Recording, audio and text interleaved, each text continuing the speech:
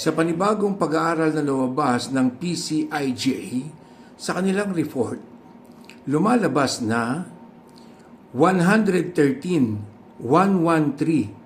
out of 149 cities or syudad, lungsod sa ating bansa ay pinamumunuan ng mayor na parte o bahagi ng isang political dynasties.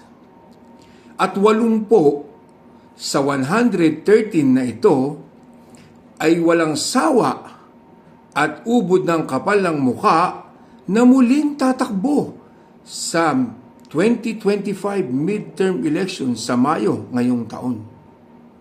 So ikaw kababayan, kabayang Pilipino na nanonood ngayon ng episode na ito ng Chika Chika with Tambakol, bahagi ba ang syudad mo o lungsod o city ng 113 na pinamumunuan ng political dynasty?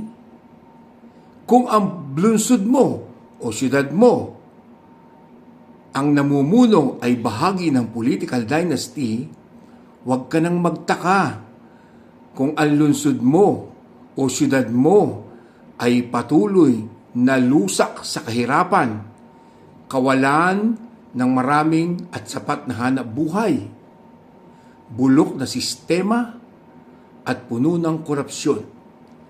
Tulad ng lagi nating sinasabi, ang political dynasties ang ugat ng korupsyon at kahirapan ng ating bayan.